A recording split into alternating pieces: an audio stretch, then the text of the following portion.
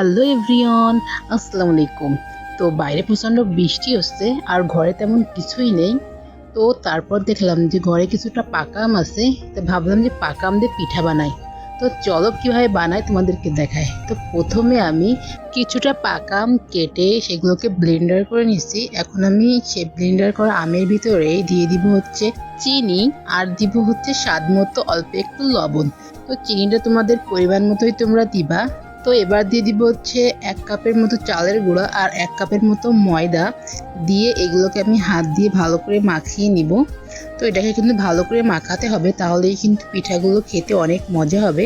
তো এই পর্যায়ে মাখানো শেষ, আর আমি একটা প্লেট দিয়ে ঢেকে রেখে দিয়েছি 5 মিনিটের জন্য। তো এইদিকে কিন্তু কড়াইতে তেলটা গরম হয়ে গেছে, আর এখন কিন্তু আমি অল্প অল্প করে গোল গোল করে পিঠাগুলো তেলের ভিতর দিয়ে দিচ্ছি।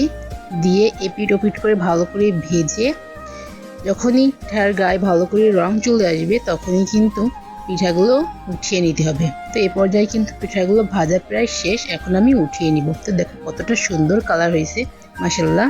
তো তোমরা কিন্তু ইচ্ছা করলে এরকম সুন্দর পিঠা সন্ধ্যার নাস্তায় চায়ের সাথে খেতে পারো, অনেক মজা লাগে। কিন্তু ভিতরটা একেবারে নরম আর উপরটা ক্রিস্পি।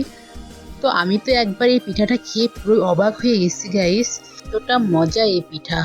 তো এই পাকা আমের পিঠার রেসিপিটা যদি তোমাদের কাছে ভালো লাগে তাহলে অবশ্যই লাইক করো অ্যান্ড কমেন্ট করে বলো যে কেমন হয়েছে। তো সবাই ভালো থাকো, সুস্থ থাকো, অ্যান্ড আল্লাহ হাফেজ।